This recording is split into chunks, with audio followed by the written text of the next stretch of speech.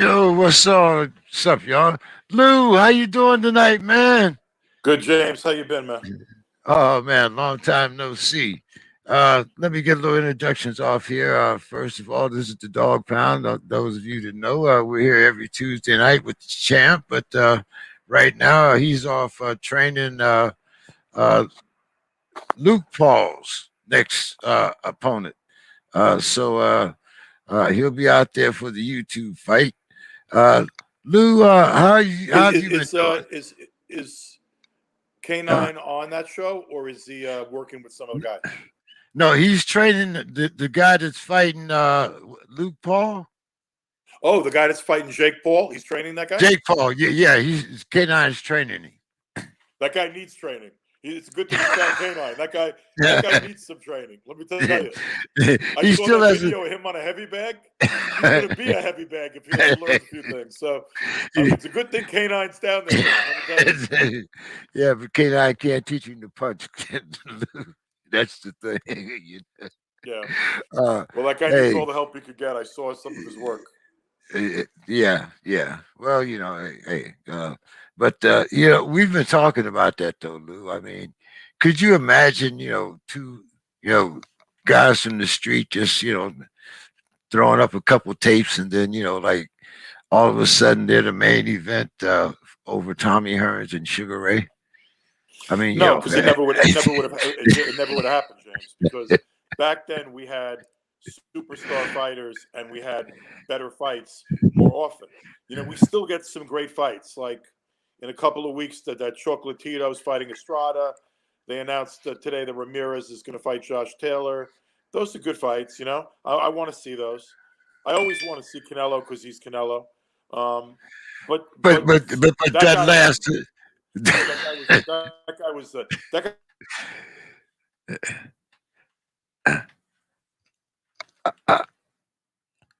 mandatory. That guy didn't belong in the ring. But I still enjoyed the spectacle in the show. There was still 12,000 people there. But you know what, man? We're not making good fights often enough. We should have top level competition. We should have fights you could bet on every week. There's no reason why so many of these fights have to be shit. Why they have to be like, where you know the outcome before the fight starts. There's too much of that lately. How do you like that Benavides kid? He can punch, man. I like him. He's got a lot of offense. I think he's the guy. I don't think he's going to beat Canelo, but if he keeps winning, like that's the kind of guy that might give a little bit of fire to Canelo and make him walk through the fire a little bit. Um, I like Benavides. I think he's a good. Look, there are some good fighters. I'd like to see Caleb Plant and Benavides. That's a fight I'd like to see too. But does Caleb have enough power to keep Benavides off of him? I don't think so, but he might have the style to outbox him if he doesn't get caught. So it's actually like a pretty cool matchup because Plant's got a lot of boxing ability. I mean, he hasn't fought Yeah. the best guys yet, but he's a hell of a boxer. And, his defense is pretty good. He moves well. Um, Benavides, if he frustrates Benavides and gets him into the late rounds, it's a fight, But Benavides is very strong. So I like that matchup, though. I think it's a great fight. Yeah, there's another couple ones out there. Uh, Tank, Tank. Tank's a little animal. I like. you got to like Tank, and right now, I think in that division, when you look at the four guys, um, I think that Tiafimo and Tank are the best of the 35 pounders right now. Like Ryan Garcia, I think has ability. He can continue getting better, but he's a baby. Devin Haney, he don't want to admit it, but he hasn't fought anybody yet, and he's sort of a baby too, even though he's incredibly talented. But right now, in terms of where they are in their careers, what they proved, how strong they are, I think the two strongest, most dangerous guys at 135 right now are Tiafimo Lopez and Tank. And then I but think my boy Richard Comey could throw a scare into anybody. yeah. I wouldn't doubt that. But you know, Devin Haney is another one. I think he's the Caleb Plant of that division. Great boxer, but can you keep any of those three guys that you mentioned off of him? Well, the question I have, James, is two things with K. We haven't learned yet about Devin. Like we know Devin's got incredible physical talent, right? But we don't know Can he punch with the big boys in the division? We don't know that yet, really. He doesn't look to be a huge puncher. And the other one is, can he take a giant bomb? Does he have a chin? His chin hasn't been checked yet, so we don't know so much about it. But I want to tell you, it could be an exciting division if they all fight the best available guys and then start fighting one another. If they start fighting one another, I think that'll be a lot of fun for fans, and that's what we want to see. But don't you think that now that even with the vaccine and whatnot, people are still going to be kind of stingy with those dollars? Don't you think Yeah, that and I this is think the going to big. You're afford? right. No, you're right because they don't have full crowds, and for a fight like for the biggest fights, the biggest of the big fights, they're leaving too much money on the table to not wait a little longer until there are bigger crowds. So I think you'll see some big fights between now and June, but I think you'll see more when we can have bigger crowds and the money can increase. A lot of talk about that heavyweight division, Lou. Especially the Tyson Fury thing here, Tyson and Anthony Joshua, and Who do you I'm like kind in of that think. fight? Who do you like in that I, fight, Tim? I actually like Tyson. I mean Tyson Me Fury. too. I like Tyson. I think that now that he's with Sugar, that's going to make a big difference. Not only in his training but also in his attitude. Well, I agree. I think Sugar's a hell of a trainer. I also think he's a better boxer than Joshua. He's more fluid than Joshua. He's better foot movement than Joshua. Joshua can punch, but so can Fury. Fury's actually bigger. I sort of think that Fury might be Joshua's worst nightmare. I think it's going to be very hard for Fury to beat Joshua. But I want to see it. It's the best fight you could make in the heavyweight division right now. It definitely is. Now, me and K9 had a little debate there, Lou, because I think this is going to leave Deontay Wilder out in the cold. I think they're going to give up the belts, just like Floyd, and do their thing. I mean, where are they going to find a Well, I bigger don't think either stage one than of them. Wembley? Look, not they can still go to arbitration to try to see if he can get that contract enforced with Fury. But I know that that's very up in the air. Like I don't know if that's going to happen. I don't think Fury wants to fight him, and I actually don't think Joshua wants to fight him. The one thing Deontay that we know that he can do is punch like a mother, and I don't care who you are, you got to be afraid of that power. And even though I think Fury obviously has his number and is a much better boxer, I think Joshua's fundamentally more sound. But I think Wilder punches harder than anybody in the division. Like I don't think why would Joshua run to fight him? I think Deontay's going to be out in the cold for a little while. I think he's going to have to figure out a way to earn his way back to a big fight. Yeah, the I agree with you. heavyweight division. I agree with you. It's but the thing that without some of the guys like Ruiz, I mean, where is there for the Well, heavyweight they're division to about to go? put. I Did you said see the I like announcement Ronnie. yesterday? I like Ronnie's guy. Ronnie's guy. Which one is that? The big Ronnie kid. Shields guy. Yeah, it begins with an A. Another one of those names. The African kid? No. Yeah, yeah, big guy. I mean, right now, I got to tell you, He's. I mean, he's yeah. right now. He's Right, too right. raw. But Well, they announced today he is raw. He is raw. They announced today Andy Ruiz against Chris Arreola for pay-per-view. What do you think of that? uh, uh, well, I guess you got my answer there, Lou. But I Yeah, mean, I see, think you that got. answers the question. But you know what? I'll tell you something. I would love that fight if it was on Fox. If I came home after a Saturday and I'm looking to watch some boxing on Fox for free, Yeah, and they yeah, gave me yeah, they yeah. gave me Ruiz against Ariola with a good undercard, I would like that. But I don't know, man. Asking people to pay $70 for that, I don't know, man. I don't know. Well, I don't, I well, think that's a lot to ask, James. That's a lot to ask. especially with today's economy, like I said, that's but I agree with you. I agree with you. I mean, we got Carissa Shields on pay per view for what, $39, $40, something 30 like that. bucks. I think it's Okay, 30. I okay. think it's actually 30 bucks. Yeah, But I I'll tell mean, you what, James, I, I understand that. You know what? I'd rather spend She's my money still, on that. well, I'd sooner spend $30 on that than $70 for Areola and Right. Louise. And the other thing too is, look, Clarissa might be the best woman in the world. She's certainly one of the best three.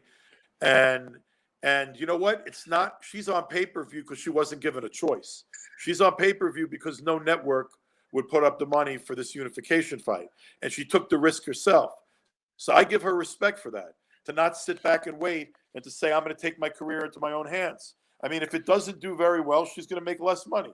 If it does better than they expected, she's going to make more money. So, I respect her decision because she really didn't have much of a choice. The other thing is, the other fight I don't understand is a pay per view. It's two guys coming off losses.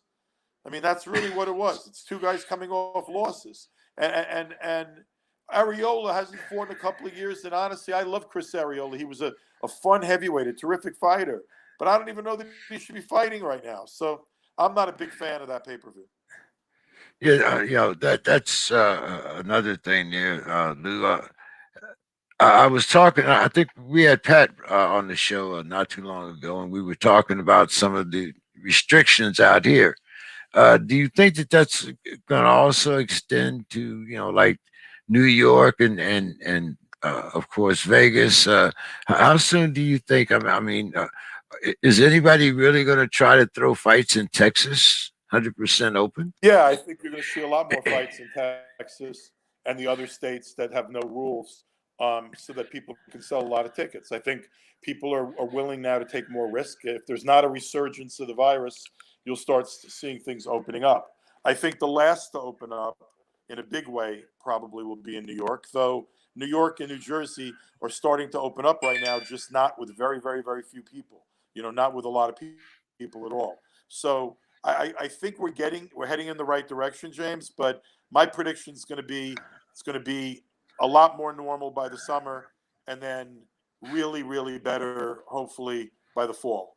That's what I'm thinking. You know. Are you thinking? I mean, a lot. Some people are skeptical about the virus. I got my second shot today, but when it comes to the fighters and the fighters' safety, we're giving them tests right now. But what do you think? I mean, is it going to have to be mandatory for boxers, or do you think? I mean, if you had a fighter, would Well, you I'm want him not. in against an untested fighter? No, not really. I mean, I'm doing a fight card with Showtime March 10th, the Showbox, and it's in a bubble, and we're doing testing. I'm going to announce another show at the end of April, but we're going to test before the fights. I think it's a responsible thing to do.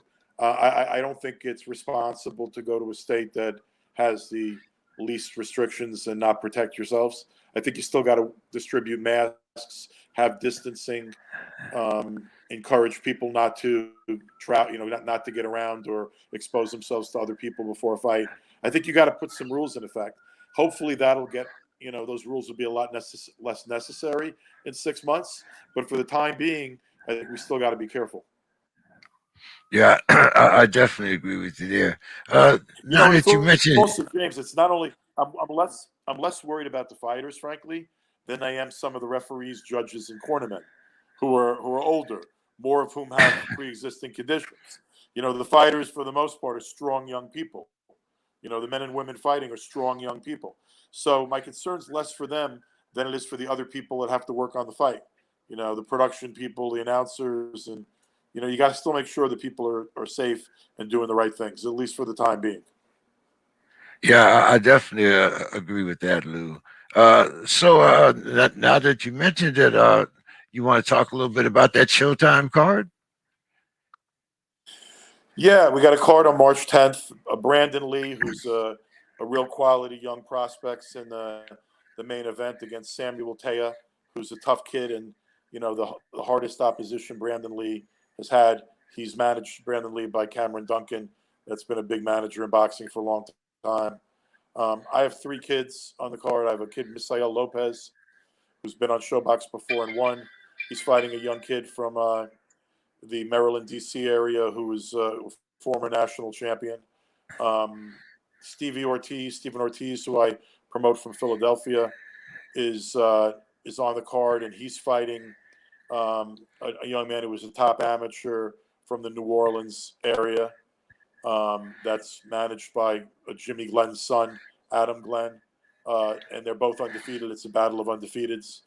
And there's another undefeated kid, Victor Padilla, that I promote, who's a terrific prospect.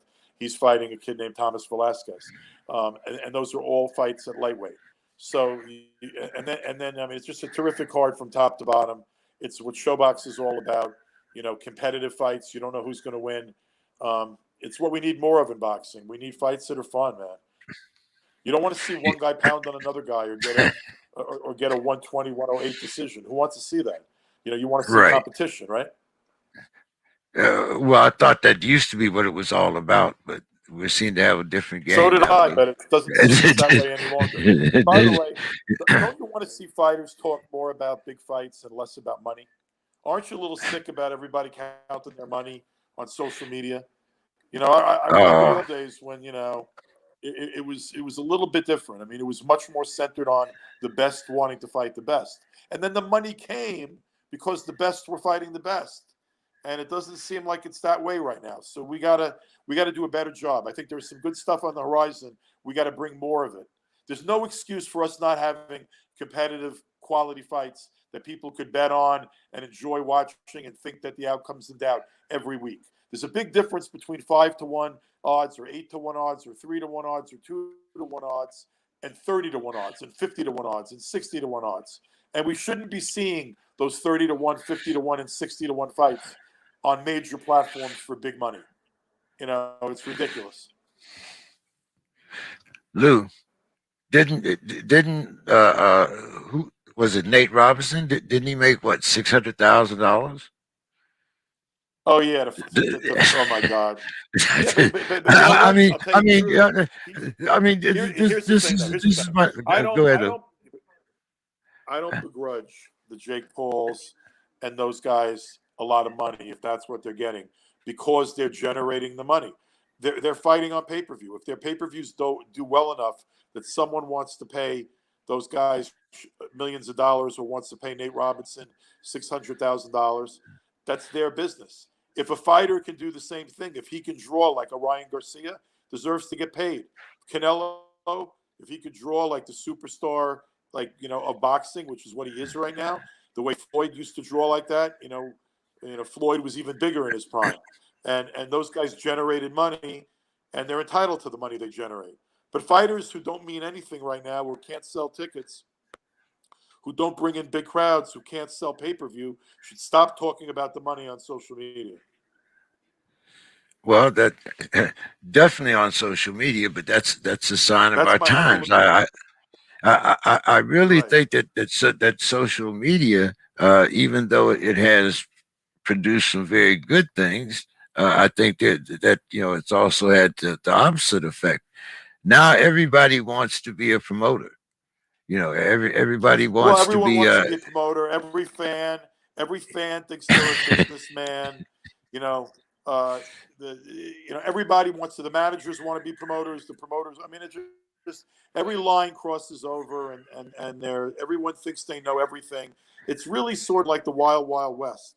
But you know what? If we had our stuff, I mean, it's a clear evidence that we don't have everything together in this business. Because if we did, we'd be much stronger than we are right now. Now, Lou, I mean, what do we do now? We've been talking a long time about the fighters, they didn't have access to money, and like you say, now everybody's counting their money out on social media.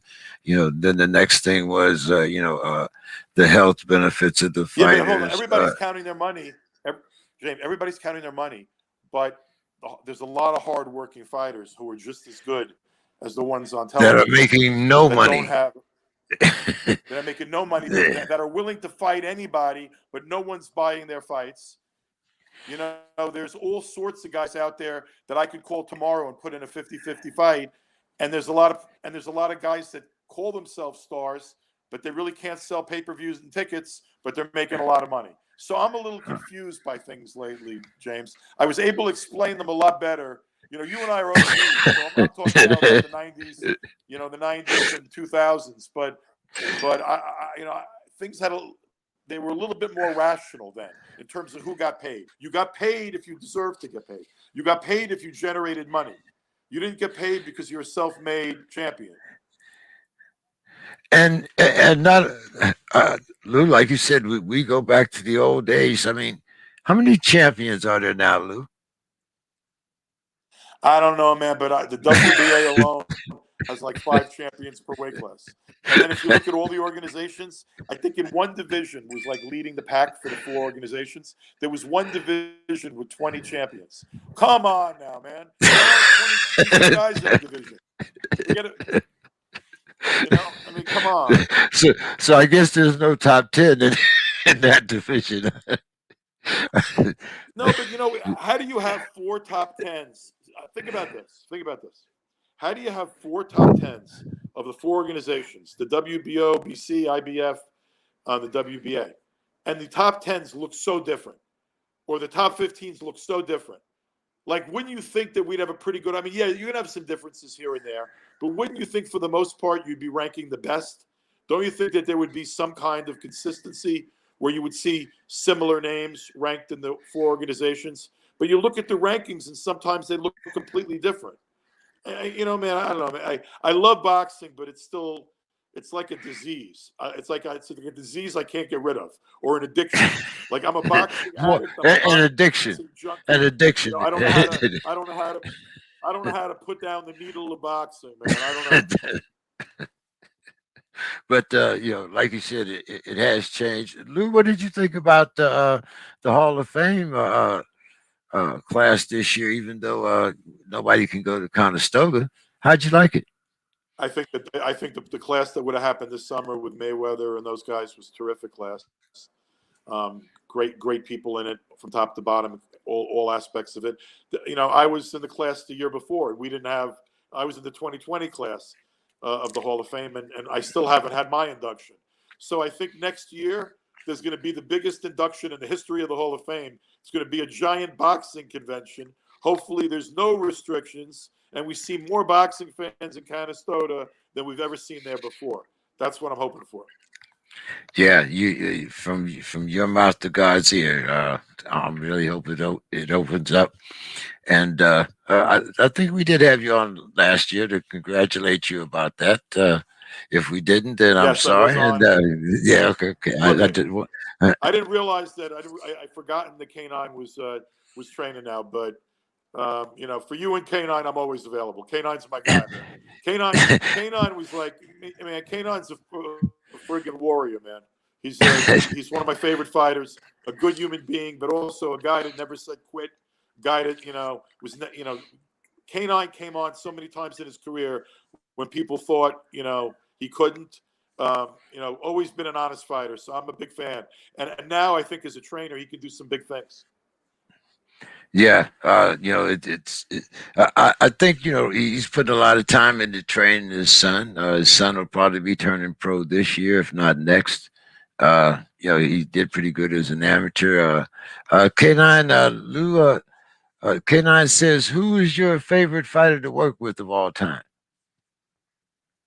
I'm going to go with a couple. I can't just pick one. Sergio Martinez was unbelievable. I mean, he came over here 33 years old, never made any money, but he had incredible ability. And what he did in like the last, 5-6 years of his career were incredible. And he was always and he was a stand-up guy, very loyal, like very, appreciative of where he should be appreciative of people, accessible to his fans, always a gentleman. He was one of my favorites. The other one, I'm going to go with Mickey Ward, and I'm going to go with the late Arturo Gatti. Arturo, dating back to my days at HBO, where We helped make him a star, and he made us look real smart by becoming the greatest television fighter of all time.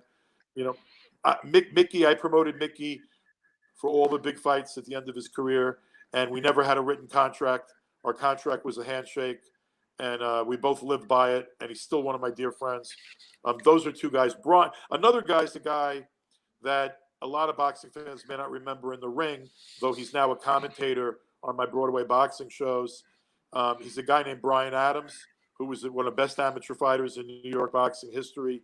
His hands didn't hold up as a pro, but I always loved the kid, and I was able to get him involved as a commentator. And then he did so many good things in his career. He went into the New York Daily News and he ran the Golden Gloves and became a community relations guy for the New York Daily News. Now he's community relations director for the New York Police Department.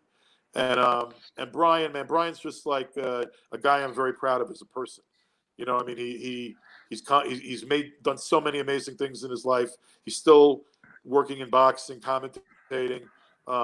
You know, but he's out there doing really great things in the community, and I'm really proud that he's one of my old fighters, and I'm proud that he's my friend. Yeah, Mickey Ward, Gotti. I mean, you really can't go wrong there. There's, it's as you say, when it comes to boxing, you're talking about boxing legends and boxing history all at the same time. Uh, Lou, as always, man, it's good to see you. You're looking good, man. I don't know, it looks like you've been Yeah, I at could that use table. Looks like you've been at that the table a beer's little bit there, a little Lou. wider. I Well, appreciate you yeah. too, K9. It's my pleasure to be on. Thank you, K9. I'm reading your comment. And you know what? I got the gray beard going, and I gained a couple of pounds in the pandemic, but I'm feeling pretty good, bro. So it's good to be with you. Boxing fans, keep supporting the sport. Keep demanding the best. You deserve the best. Demand it. Good to be with you, my man. Pleasure. Thank you so much, Lou. You have a great night, man. That was the great Lou Dibella for anybody that did not know, even though we put his name under there. And if you know anything about boxing, you know who Lou Dibella is. K9, what's going on here? He said, what about Berto? Well, Berto is probably up there, but we asked for one, K9. We got three. So, I guess we got four. Say Lou made Berto millions. Yeah, he did. He really did. I'm hoping that we can get Rocco on. I did tell him at 6:30. Rocco, there you go, my man. How's it going? How you doing, James? Doing good, I'm, man. Just finishing a workout here. I'm good. Oh, I hear you, man. Well, uh, Rocco, you have just signed with Ryan Roach. You're Yes, 20 sir. and one. Why don't you tell us a little bit about yourself? 20 and 1. Been fighting Superfly my last 7 fights. 6 out of them knockouts. Looking to get ranked this year and go for a big fight. Now I got Ryan Roach fighter locker behind me. I'm with my trainer Julian Chua. The team is coming together, and we're looking to make some noise again this year. Hey, man, I like that handlebar look there, man. You kind of look like Snotty Whiplash there, man. Like, I know you had told me a little earlier. What handlebar? What are you talking about? I know you had told me a little earlier you just became a father, man. How's that working out for you, man? Yeah, about 3 weeks ago, father again, another little girl, Emilia.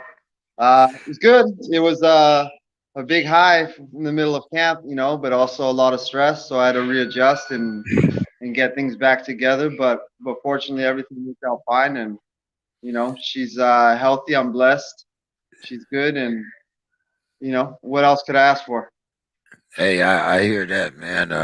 K9 just had a little son, so we have. Seems like Yeah, every week, man. That when congrats we to have K9. a fighter on, someone's had a baby. So I guess we know what you guys have been doing during the COVID when you haven't been training. So I guess it just goes to show that fighters they are human too, right? Uh, so man, tell me, how did you get involved in With boxing, man? others too. Yeah. Uh, mean, I've always had a fighting spirit. My dad always had me as an aggressive little kid. My older brother though was actually a declarated amateur fighter, Hall of Famer, amateur Hall of Famer. So I just kind of followed in his footsteps. Went up the amateur rankings, moved to Las Vegas, took it a lot more serious there, and eventually turned professional in Las Vegas. Had my first 10 fights there, and kept it going from there. Where did you train during this COVID thing, Ryan? Rocco? Man, during COVID time was rough because a lot of the gyms closed, including my own personal gyms. They had to stay closed. But I was blessed to have Churchill Boxing open their doors to me at times. I had Wild Card Boxing Club open their doors to me at times. Um, TG Boxing Club in South Central. But for the most part, to be honest, most of my training was I call it Rocky training. I had to do a lot of push-ups, a lot of hill running, a lot of bag work at home. So it was tough, but it was more than anything just staying disciplined and keep on trucking while everybody else was freezing up. Just try to stay on the ball and keep grinding. So are there any videos of you running up Big Bear Mountain in the snow, and Well, I live in the high desert in Apple Valley, so the elevation is a little higher up there, and okay? and there's a lot of hills to run. So I had to do my stuff outdoors. Now, how long have you been an amateur, and how long have you been a pro, and do you recall your very first fight as a pro? Yeah, I recall my first pro fight. It's been about 9 years on and off. I've had a few layoffs in between due to injuries and switching to managements. But yeah, recall my first professional fight was in Las Vegas, man, and it was under Crown Boxing Promotions at the New Orleans casino, and it was a packed house. It was crazy. So, are you used to going to other guys' hometown, or do you have a lot of guys come to you, to California? I've had most of my career has been at luxury in the sense that I've always had my own promoter and my own management. Um, I went from Crown Boxing to Samson Boxing to Go Box Promotions with Sugar Shane Mosley, where I trained with him for a couple of years. And then I ended up becoming a free agent and dropping from Super Bantam to Superfly. And when I went down to Superfly, I had to go to Mexico to get fights because there was no fights here in America at Superfly for me. Nobody was giving me those kind of opportunities. So I had to go into other people's backyards in Mexico my last 7 fights and have faith in the promoter, have faith in their matchmakers, and more than anything, just go extremely prepared for whatever's to come out of Mexico. Sometimes you have an easy opponent, sometimes you don't. So uh, my most recent fights have all been outside the country in foreign territory. So yeah, I'm a little used to it. So, uh, living here in San Diego, I'm kind of close to Tijuana, and a lot of times when you fight in Mexico, the hardest part of your job is getting out of the bar or wherever the venue was. It's Mexicans can be a little rowdy, especially if you're the gringo. Yeah, yeah. Well, fortunately, I speak fluent Spanish, and then the promotion that yeah, and the promotion that I fight under, it's Raul Jibaro Promotions, and Raul Jibaro Okay. Perez, he's a two division former world champion. He's a pretty solid guy. He's um he's very honorable. So, and he keeps his word. He pays off the opponents. He makes sure everybody's taken care of. And I've never seen anybody get robbed on his cards. and I consider him, my promoter in Mexico and a friend. So it just depends. I've heard bad stories in Mexico, but fortunately for me, I made the right relationship so that I could stay busy during COVID times.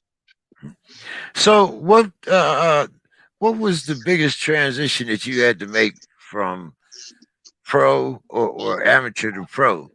Because when we talked a little earlier, you were saying that even though you were a good amateur, your style wasn't really fitted to amateur, so that was why you had turned pro. Is that correct? Yeah, yeah. I was stopping a lot of guys at the end of amateurs, and it's different filing at the local level than it is fighting at the national level.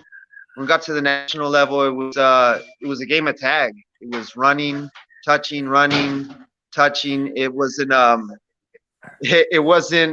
what we were steering towards. It almost took you away from what real boxing was. And once we got a taste of that, I was like 21 years old. It was like there's no point into getting deeper into that type of game at this age. It's time to just go pro. We're a young man. Let's go do our thing. So amateurs can be very political. It can be, it's very competitive too. It's tough. It's a tough game, and it can discourage a fighter. So my trainers thought with my style, no, let's go pro. Why try to get involved in that? So you're 20 and one.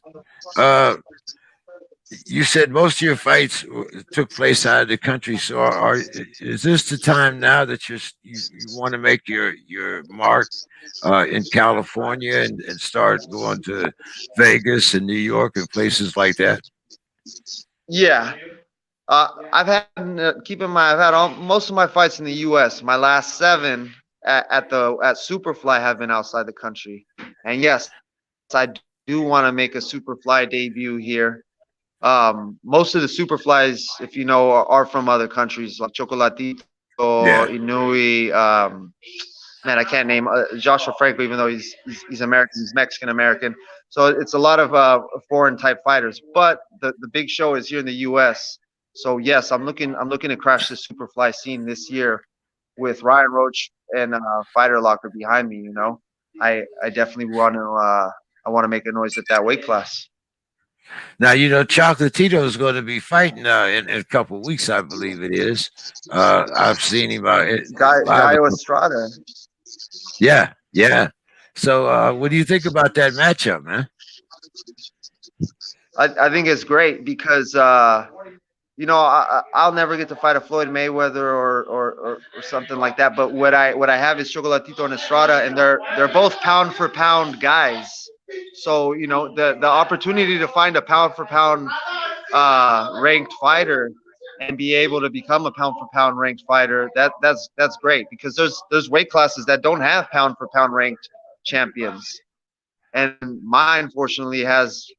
I might have two, so it's motivating to know that you have some kings in your weight class. And how? Let's see. Uh, K9 wants to know how did the mustache come about? Man, I've always liked old school boxing, John L. Sullivan and stuff like that when I was a kid. It's And man, when okay. I got old enough to be able to grow one, I just grow it out for fun. And I'll rock it for the fight, and I'll shave it after the fight. Sometimes I'll grow it out, sometimes I won't. And after my last fight in Mexico, I think that was in November, I didn't shave it, and now I knew that I was gonna fight again. I was like, man, I'm just gonna keep it for the next fight, and then it'll go. It comes and goes. Hey, uh, I'm silly, I, man. I, I like I, to have I, fun though. I envy you, man. Like it's took me a long time to grow this. Got a few little gray streaks in it, but if I could cut it off and then grow back in 2 weeks, I'd let's see. Okay, Yeah. K9 says, who do you think is the best fighter in the world, and how did you like Canelo's performance? I can answer that for you, but I'll let you go ahead. Man, the best fighter in the world. You have to consider Canelo. People forget about Pacquiao, but man, Pacquiao just beat he beat one of the top guys, one of the top young guys, Keith Thurman. So you have to consider Pacquiao, Earl Spence, and Terrence Crawford. You can't choose between them. So it's between I think Canelo, Pacquiao, and maybe Inouye. Those are the top three guys out there right now. Oh, Tyson okay. Fury's great. It's hard to choose, man. There's a lot of since Floyd's left. There's a lot of good fighters in boxing. It's more spread out. And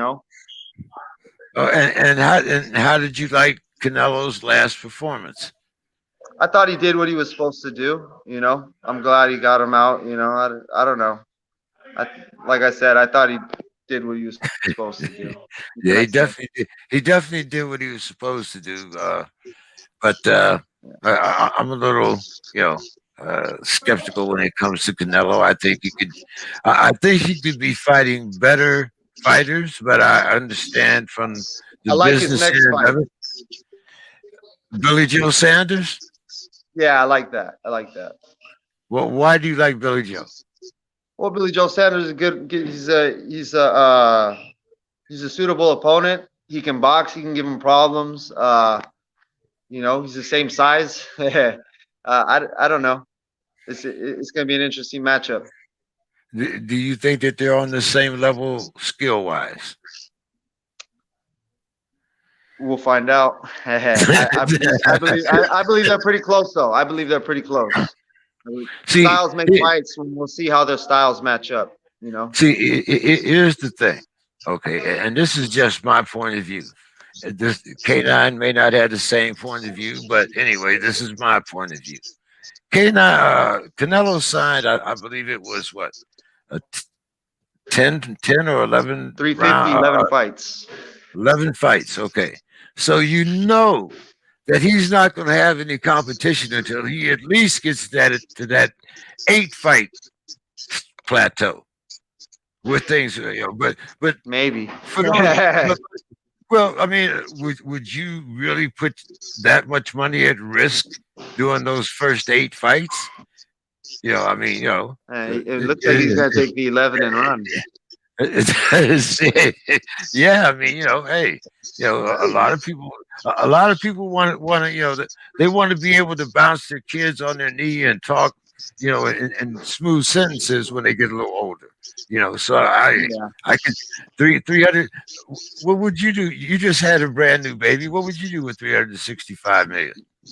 Man, well, it's entertaining. The thing is that he's not. Somebody said this the other day. I don't know who said it on Facebook, but it's one thing if he's fighting once a year and fighting these fights, but he's fighting 3 times a year. So if he does 2 of these and one tough one, okay, you know, it makes sense. It's actually Yeah, entertaining. He's knocking out a couple guys and he's challenging himself, knocking out a couple guys.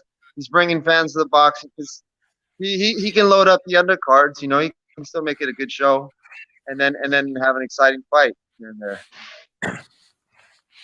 yeah. So tell us a little bit about your next fight. When is it? And do you know who your opponent is going to be? I do know my opponent. I don't have his name off the top of my head right now. It's gonna be March 13th, next Saturday. He's a tough guy. I think he's like 8-4-2 at Superfly. With 6 knockouts, and I'm gonna be fighting him for 10 rounds. Hoping that it might be one of my last fights in Mexico. Like come back here and fight a much bigger fight on a bigger show. But Is this, I'm the is main this your I'm the main event down there, so it's looking on to put a show. so? You say you're the main event. Is this your first 10 rounder? My second. Your second? Okay. Okay. Yes, sir. And yeah, how did you feel? After that first 10 rounder did you have to go through a different plateau when you were training for your first 10 rounder than when you were training for your 8 rounders and you know No, I've been training. I feel like I've been training for 10 rounds since I debuted professional, and I've always had this high energetic pace. So I've always been in conditioning to do it. So it's a matter of just slowing it down and taking my time because it's 10 rounds. The other guy's not rushing as well. So it allowed me to take my time, think, figure the guy out and break him down. And I got him out of there in 5 rounds, with, smooth and without taking any punishment and using strategy. So I enjoyed it more. It's more of a longer game. And, you can start early, but at the end of the day, it's going to see what you have in those later rounds. So I prepare for those later rounds, but you know, it's a thinking man's game.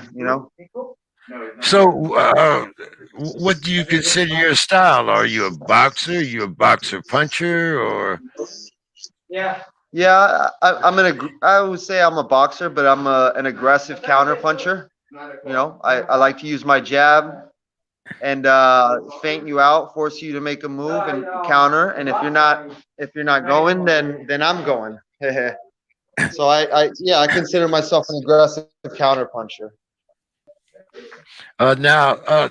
Let's talk a little bit about footwork. Does that background there, that Sanromauro, that salsa background there? I mean, what's with the footwork there, man? I wish, man. It's Italian, but some Italians can dance, and Italians are pretty athletic, you know. But my parents are from Uruguay and Argentina, so I'm different. I definitely have that Latino mix in me. Um, More cumbia than salsa. Okay. So, do you like to get on the inside? Do you like to stay on the outside? I mean, Man, if I can keep you at the end of my jab all night long, oh, I would love that. But some guys figure out how to get past that, and I have to introduce them to my uppercuts and my liver shots, and then I have to introduce them to my footwork and move around, and then get back on that stick. So I love going inside, but just depending on the situation, sometimes longer than other times inside. what's your height and reach? I'm 5, and man, I'm not quite sure my reach. I'm extremely long for Superfly. I'm, I'm Okay. I'm huge for this weight class. I debuted at 130 pounds. Yeah, I debuted at Whoa. 130 pounds. I went down to 126, 122. Yeah, I completely skipped 118 and went straight to 115. So I kind of did everything backwards, man. You know, I got my nutrition together though. So So, hey, yeah, so. You go to training camp, not fat camp. Then is that what you're trying to say? man, I know all about that. Personal people in my life have been injured due to that. I've suffered injuries from inflammation and having to lose weight too late in camp. Um, but more than most of all, I know people personally injured from losing weight the wrong way. So I made it I made a thing with my team from the beginning, from when I debuted professional, to do things right and make weight correctly, which is why I started, so heavy. But then as I got my nutrition together and got smarter, we started going down. So, now you mentioned that background, that Argentinian background, man. I mean, how many steaks do you eat a week, or is that, or should I ask the day? Uruguay. Exactly. What was that? I was asking about What was the question? how many steaks do you eat a day? I'm looking at that Argentinian background there, and I'm thinking, that Argentinian food Yeah. is kind of spicy, and I mean, it's known for that meat, man. Must be a little hard doing training camp Yeah. there, Yeah, like I said, huh? yeah, like I said, my dad's from Uruguay, my mom's from Argentina, but both those countries are considered the beef capitals. Right. And man, my dad used to blend me filet mignon. No, my dad used to blend me filet mignon when I was a baby. So it was, man, I swear my dad's been meat, cheese, and bread my whole life. But believe it or not, I became a strict vegetarian 5 years ago. Oh, so so you don't go to the Yeah, house. So yeah. so you don't go home for the holidays, huh? Oh no, my mom used to get heated. My mom used to think that she used to take it personal. You know. Oh yeah, Oh, like what's wrong with us? What you're judging us? Are we bad people to you? Like no, I just stopped eating meat, mom. Just chill. it No. is. People get insulted. Like, oh, you think you're better? Where do you get your protein? Man. I don't even tell people anymore, man. Because it's just automatic. Like, oh, Do you feel better as a vegetarian? I mean, you said 5 years ago, yeah, so I'm yeah. assuming I'm a that bit of a, I'm a, yeah, yeah. I'm a bit of an addict, So like that meat, cheese, and bread diet is not good. I could eat as vegetables as I want. That stuff's gonna go through me, and it's nutritious. It's an antioxidant. It has vitamins. It's good for your body. The list goes on. You're not gonna get like sick from eating vegetables and grains and rices and stuff like that.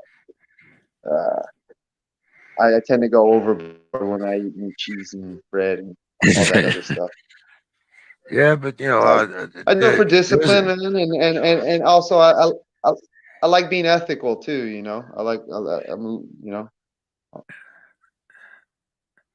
I'm you spoke about being ethical. I mean, a lot of fighters, yeah.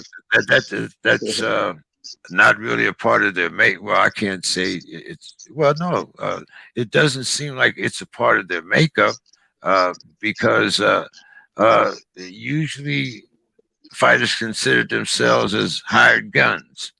Uh, how Yeah. does your ethics affect not only your boxing, but when you get ready to make a contract?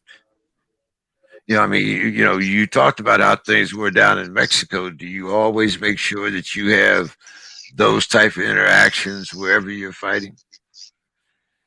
Um, like when it comes to signing contracts and ethics, man, I can tell you with this last management contract that I signed, me and Ryan were friends on social media for over a year, and on that year of just chit chatting back and forth, I got to see him how he was with his fighters, being at their fights, having his arm around them both smiling, being friends. His fighters reposting.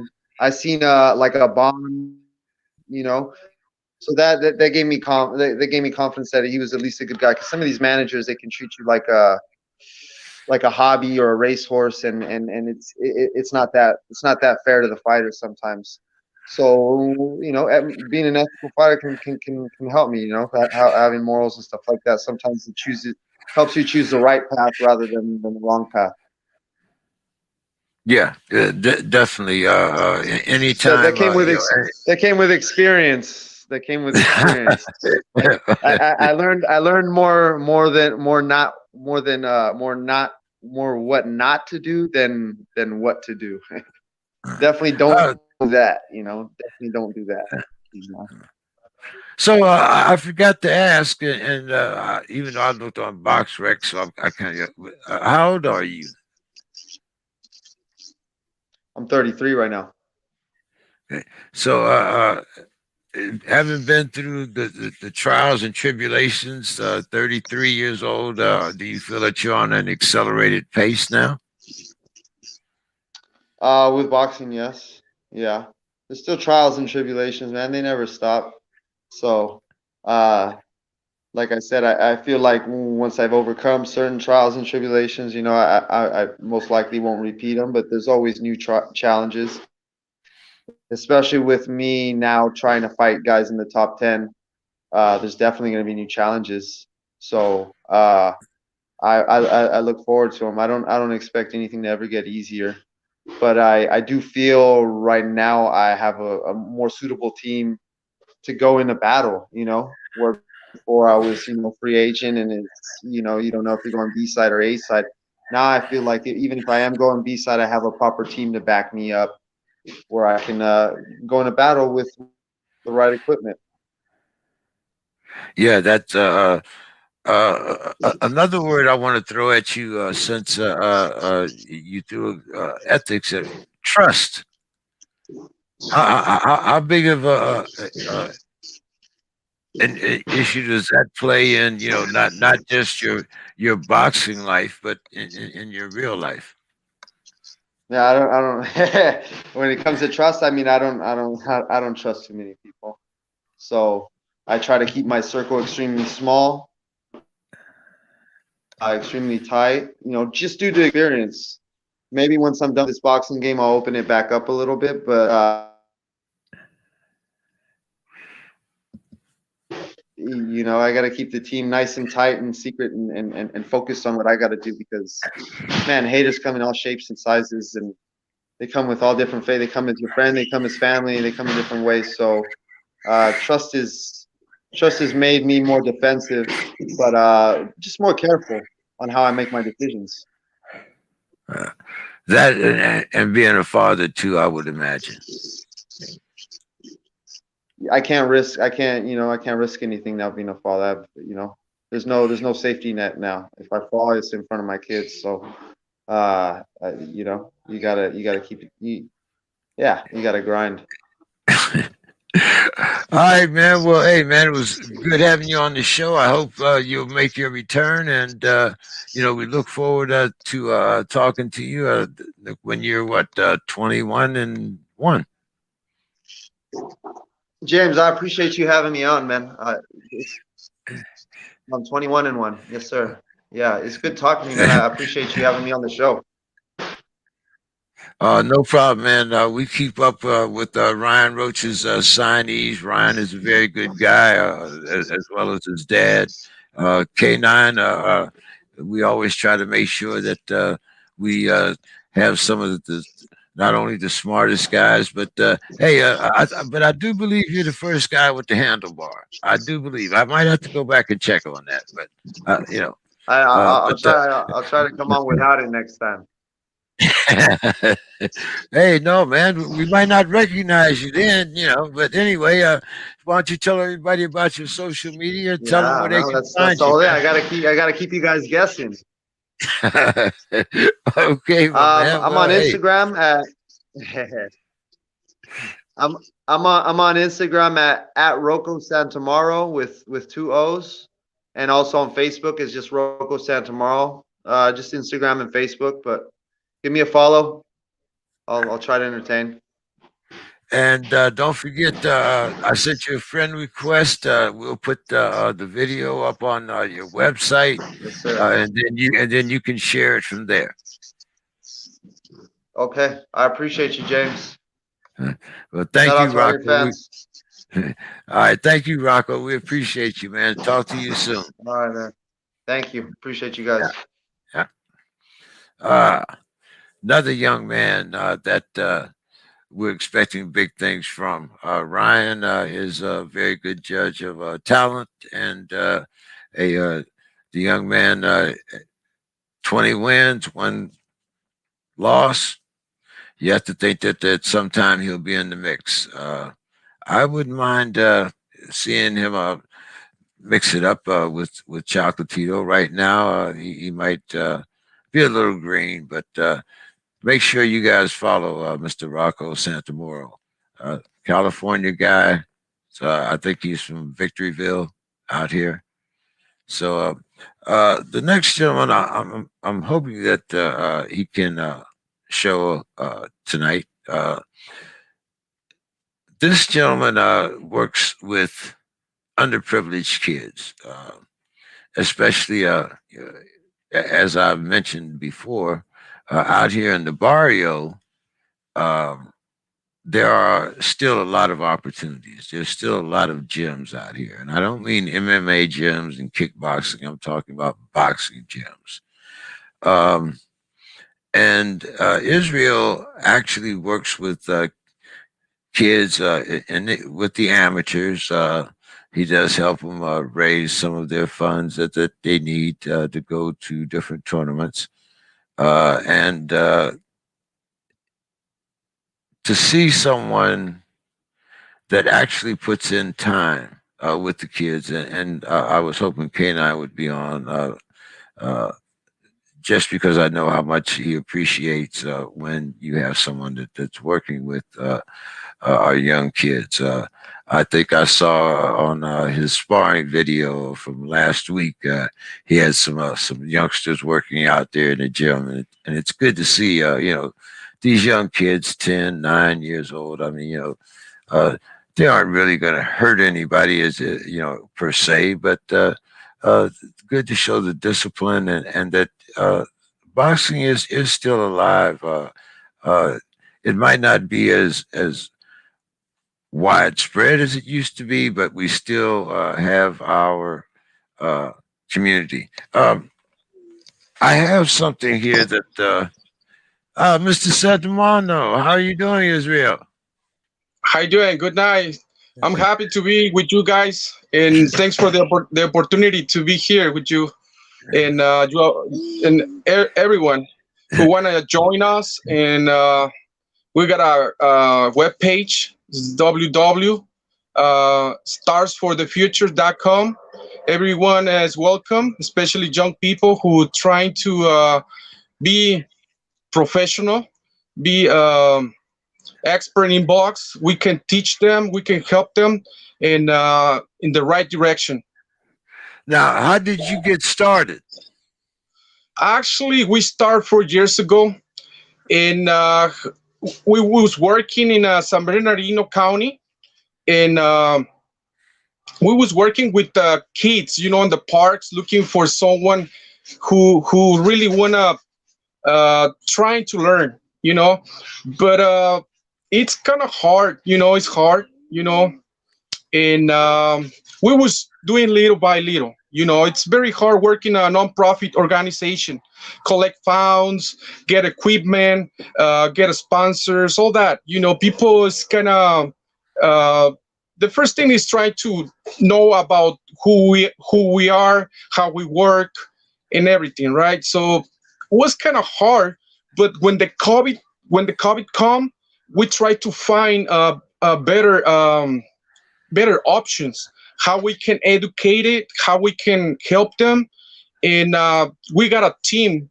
Actually, the team who I work, is kind of few gentlemen who's in the school, in university, and normally we got a meeting like every month, and we talk about new projects, new challenges, and we see the box is kind of for the talents, for the prospects. Every talent and every prospect start in the gym with the manager, right, or with the coach. They're working hard. They spend a lot of money on in nutrition, in everything, right? Gym. Some of them pay gym, and but in the end, the story, they need promotion, right? And nobody can do promotion for them. They start knocking doors, and they try to wait for some promoter to help them and focus them. So they try to jump, they try to create something crazy to get attention, right? But what we do is we always have opportunity for them. And right now we start working in create a new um hold on, just Take your time. platform. Okay. Yeah, it's a new platform, promotion platform. That way, we can help them. But first of all, they need to register with the page, within the web page, Second, they need to send it to us, all the information. Third point is they need to explain to us what they want to do in the future in involving with bugs, why they decide take bugs. And the fourth point has to be low income, right? We don't take uh, persons with high income or something like that, you know, and especially guys who's who's got bad experience in streets, bad experience with society, things like that. So those points we really focus when we receive all that information. When we receive that information, we talk about the prospect and try to get founds. That way we can help them. So it's involved family, um, involve the corporation, involve all the persons around, all the state, all the everybody. We request for help, but first of all, we need the prospects. That way, we can find tournaments, we can find right things, right places where they can go, take good direction, and plus give it to them. Education about bugs. It's not just doing exercise. It's not just doing jump in a ring and fight. It's not like that. We need to explain to them what really need to do and be professional.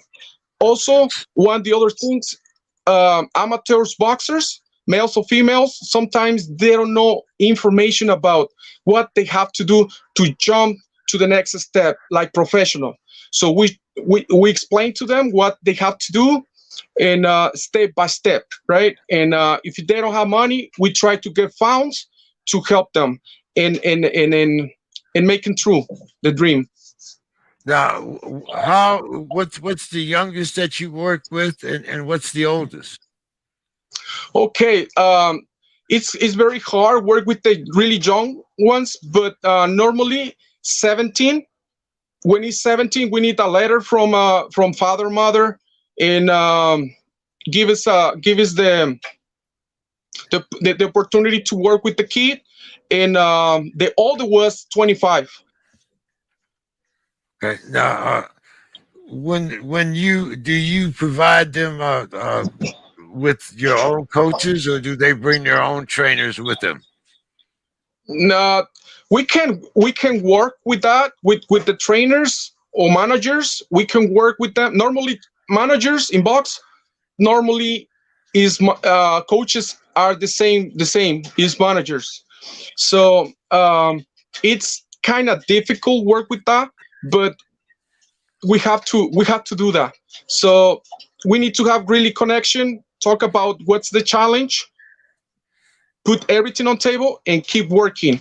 And yeah, if in case they don't have a coach, we always have some opportunities. We have a contacts with few coaches. They have a dream too. Welcome any coach they wanna teach. We need volunteers. We need a lot of volunteers who can help us. They don't have to. They don't have to work in probably in a gym. They can work in home, helping with the social media, working with the new platform. We need ideas. We need people who's expert in these engineers. You know, we can give it to them like a letter doing a professional practice. We can give it to them hours. Is they require in the in universities? Normally they request you for practice for engineers or things like that. And we will be happy to give it to them those hours. They can work with us. We work with them. And students who need do a service, we give it to them a letter also for those. They don't really have to work in the gym. They can work in home, and just we can have a contact every day and helping a lot of to us organization to keep it going and making true dreams for those talents who really need a little push, the last push to be a professional, you know. Now, do you work with any special departments, whether it be law enforcement or social services, when a kid, he's not a bad kid, but maybe he's made a couple mistakes. Do you work with any organizations like that? No, actually, like I said, COVID, we start this dream, trying to make it true when the COVID started. We was working in the parks, helping kids, teaching how they can practice box or things like that, or soccer or some kind of sport. But this dream start when the COVID, because we don't have a contact in parks. The parks get closed everywhere. So the organization has to be pay taxes, has to be keep working. It's not excuses. So we find this very option to work in the social media and offering to the talents to create. Actually, we're working in create a new platform that way it can be free for them. But how we can work with them, we need to see they really are a talent. We're not gonna do promotion for someone who's really done trying to be professional. They need. That's why we gotta figure out in Do, in all that information. do So because promotion is expensive, it's very expensive. We have people who's following us normally from different organizations, promoters. We got a connection with promoters. They sometimes they say, oh, they can say, oh, you have this prospect. Just we are like a bridge. Connect with the professionals. They can focus and they don't have to spend no money. What the only thing to do is keep working in gym and doing everything right. So they don't have to spend money on promotion. And also we find good fights. We look for tournaments. Right now we was trying to make it through a tournament between Mexico and United States, and but it's we gotta keep working, and people who wanna be part of this dream, welcome. Just go to my website, send me an email, and we will be happy to talk about it. do you work with kids in other states or just in California? For now, just in California, but like I say, has to be low income, the prospect. But yeah, we have people who's fucking us from different states, from different organizations. They contact us. They happy to see we have this idea, and because they start sending to us prospects they need a promotion. So we figured out who they are, where they come, and we help them. Do you have any weight class that you work with, or do you work with all weight classes? With all. So I saw you had a couple posts up on Facebook. You want to tell us about a couple of the young kids that you were talking about on Facebook? Actually, we have 4 prospects, and it's a very long story talk about every single one, but all of them have a very struggling things happen in their career, and we was study everything and find out what really happens. That's why we decide to help them and do promotions for them. They really need a little push, and we open to everyone. But sometimes we don't receive contests from when we request for talents. Sometimes it's open for everyone, but we gotta work what we got coming. So you've been working on this for 4 years now. Was this something that you yourself started? Was this a dream of yours?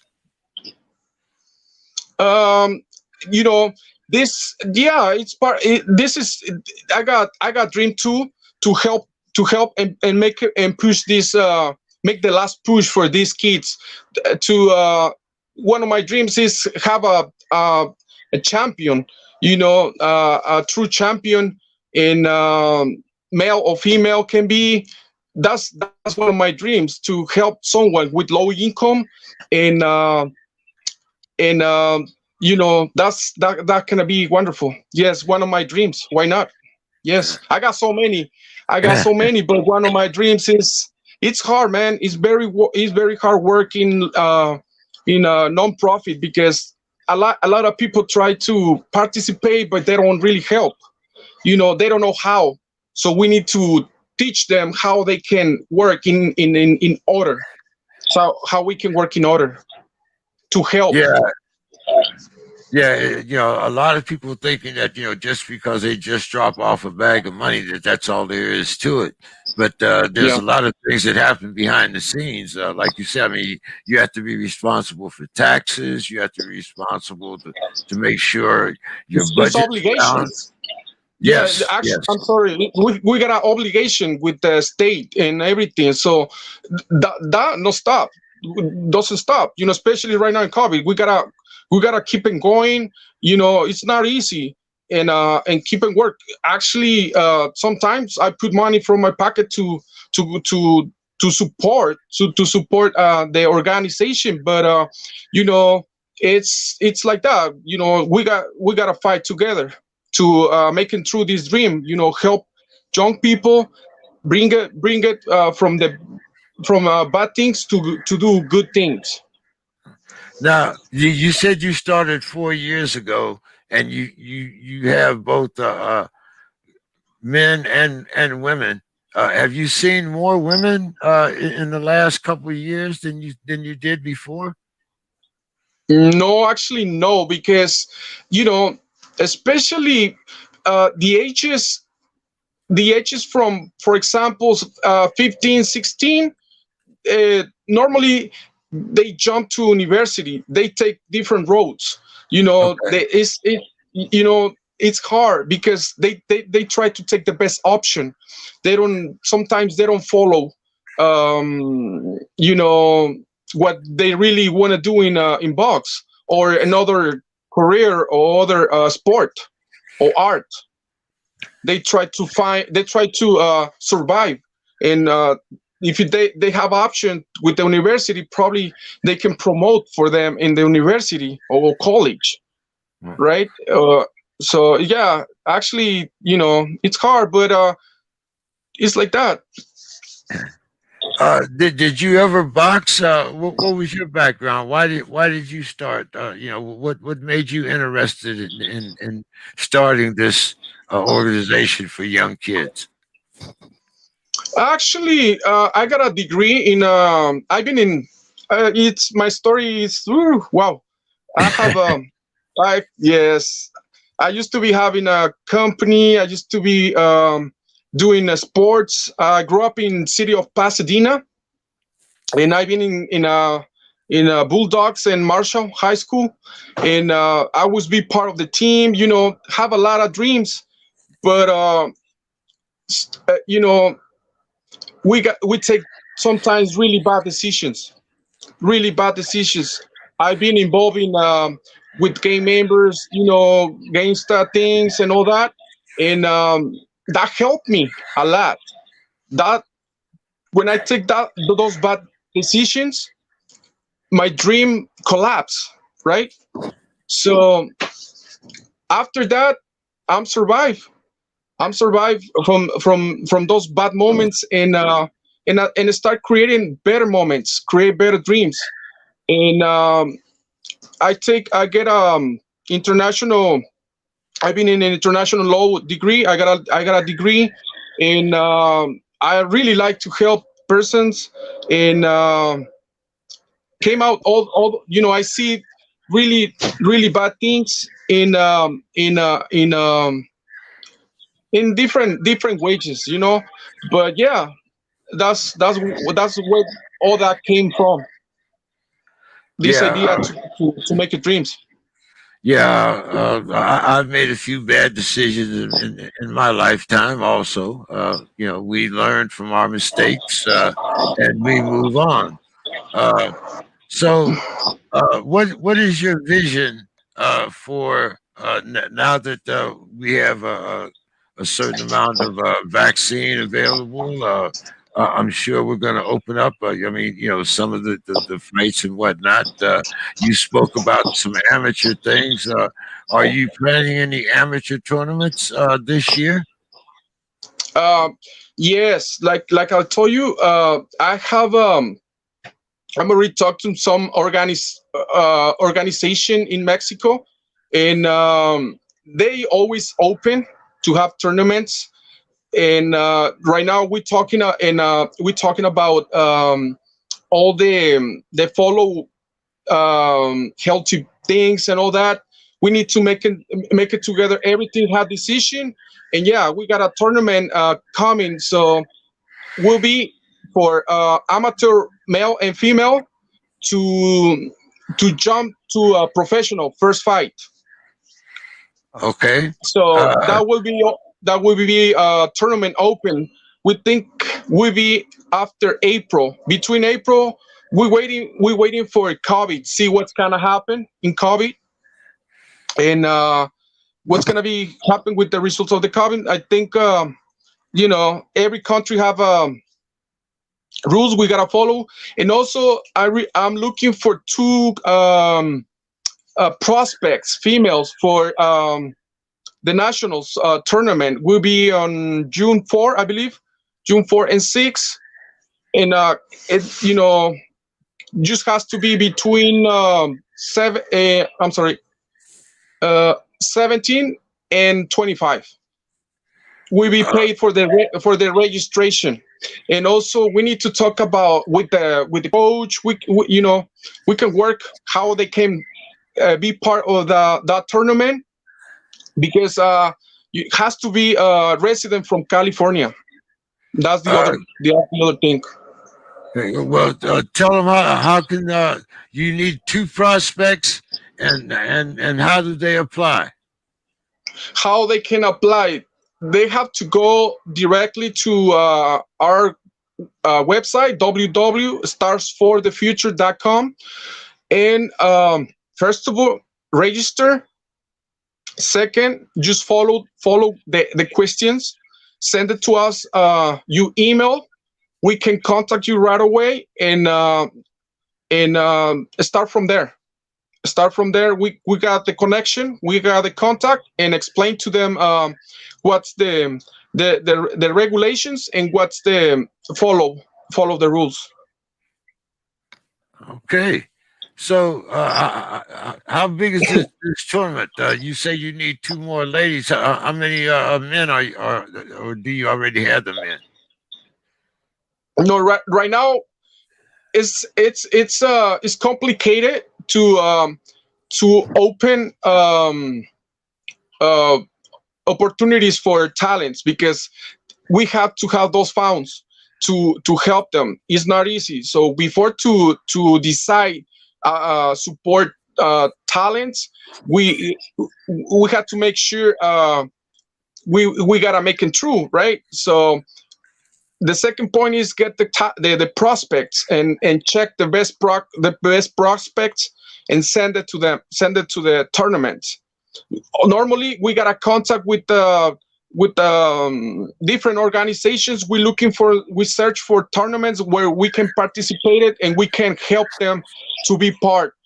Sometimes prospects, they don't have opportunity, or they don't know just how they can be part. So we can talk, we can explain to them, and we can work together, and see the cost. Probably we can work with them to pay the registration or the COVID test, or sometimes they don't need gloves. We're looking for sponsors. The thing is, we need to have the connection first. That way we can know what they need. Well, hey, thank you so much, Israel, for coming No on problem. and explaining what the stars of the future is. And we hope we can get you back on the program and that we can learn more from Thank what you're doing. Uh, Yeah, you guys can follow us on Stars of the Future. We got a Facebook, and we working. We try to put some material and make a very good platform for prospects with low income. We have to find out if they really are low income, and start from there. You please just make a like or explain, make something there. We need connection, and okay. yeah. Are, are you on any other? Are you on anywhere else? Twitter or Instagram or anywhere? Yeah, we're working right now with Instagram. We don't want to put material too fast right now. Okay. It has to be little by little, and you guys will see how we work, how we're growing together. This is a dream, and like I said, we need prospects, we need talent, we need volunteers who can be involved, can be nice, and be part of the corporation also. We can Okay. give you opportunity to be part of the corporation also. Well, I live down here in San Diego, and I'll be in touch with you. Maybe I can, do something for you Yeah. down here. So I will definitely be back in touch. And thank you so much for taking the time to God be with bless you. us tonight. God everyone. Thank you. Thank you, Bye bye. sir. You have a great night. Yeah. The same. Yeah. Well, we tried to make the show as diverse as possible, starting out with the great Lou Dibella. Had some good things to say about my boy K9 there. Then, of course, the young, recently signed Rocco Santamora, signed by Ryan Roach. Uh, if you guys been following the show, Ryan is uh, Freddie's uncle. I mean, excuse me, Freddie's nephew. And we are looking forward to what things he's doing. If you want to follow Ryan, he's on Facebook, always doing some things for cerebral palsy.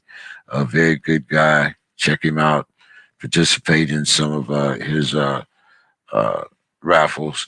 K9 is with his prospect up in Wisconsin. K9, I saw some of the work that you were putting in. Uh, do the best you can. You got some raw talent you're working with there. I know there's going to be a lot of overtime on that job. KB, if you want to let a couple people in, I'd like to know what people thought about that Canelo debacle. And what they think about some of these upcoming fights.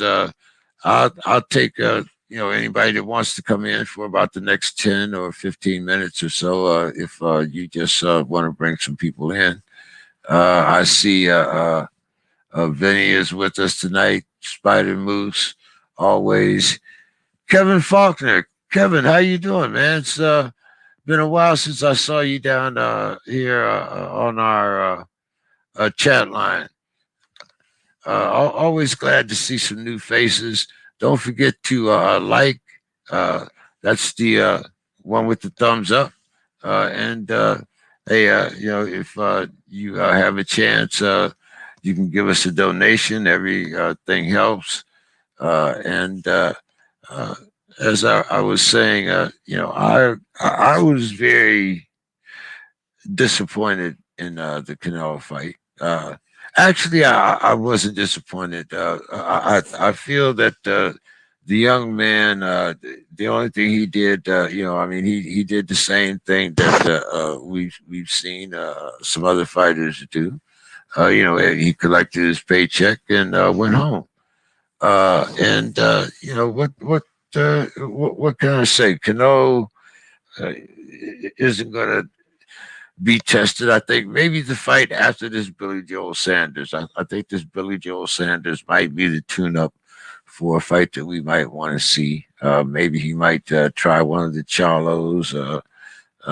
You know, I definitely know he's not going back up and try to fight light heavy. He's not going to fight a Usyk or anyone like that. At least I don't believe it right now. But it's very interesting when you look at the landscape of the 135. We have some great fights coming up there. Of course, 147 is always great to look forward to.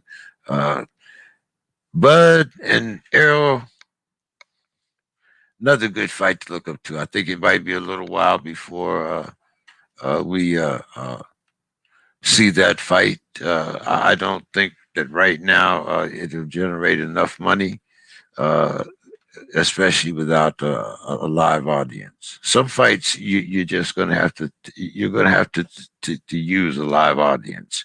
I don't think that you can support a big fight card by pay per view. I think the days of the $100 pay per views are over.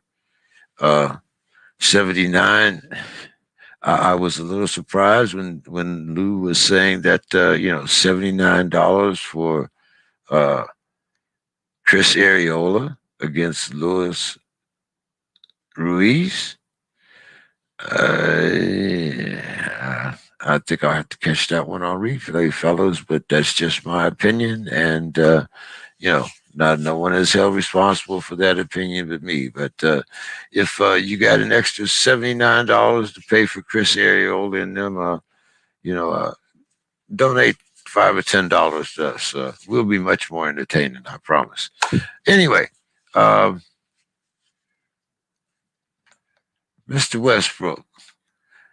Kanye Westbrook says that since he's turned vegan, he feels much better, and that meat changes your brain to think primal. Says plants and nuts don't have hormones that could be released through stress like meat does.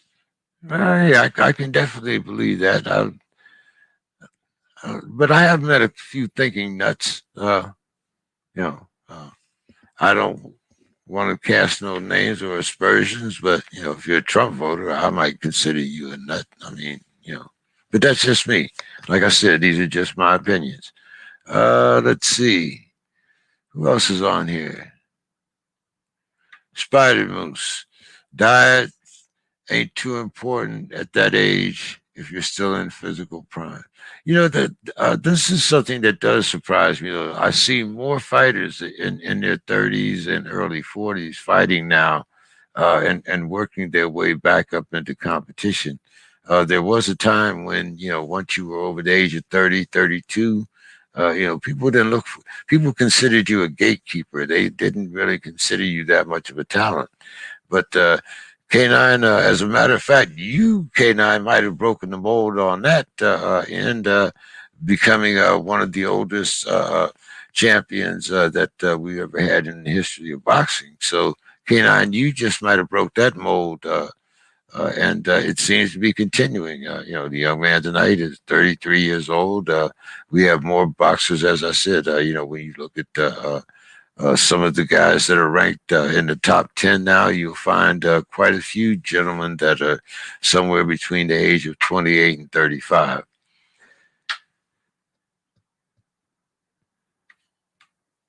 Let's see.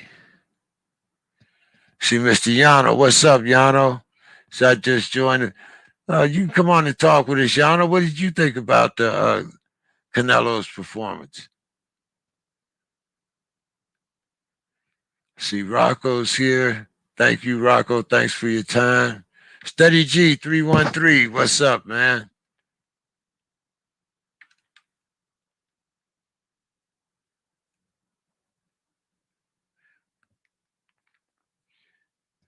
B Duncan. That's K9.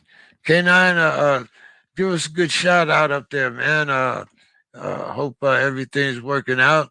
Hope you're not too cold. Well, you from Detroit. I'm not sure, man. You know, snow in Detroit, snow in Minnesota. I guess it doesn't really make that much difference. But you keep doing your thing. Uh, SB, looks like we're done for the evening. You can find me at on Facebook, J.E. King the Third. You can find us on the Pugilist Corner. You can find us on the Weekend Wrap. As soon as the show is over with, we will be sharing it on both pages, uh, as along with our web page. Excuse me, our YouTube page, uh, J.E. King the Third. Just go on there and hey, let us know how much you enjoy the program. And let's see, SB. Any final thoughts or words? SB doing a great job back there behind the scenes, making sure all the fighters get here, making sure you guys know who they are, putting up all of the comments on the side. So thank you again, SB. Always good job. K9, give us a shout out here, man. Let everybody know that you looking at all these guys. And as always, man, we appreciate you wherever you are. So have a great night, everyone. We look forward to talking to you again next Tuesday, right here, same time, same station. Have a great night, everyone. See you next week.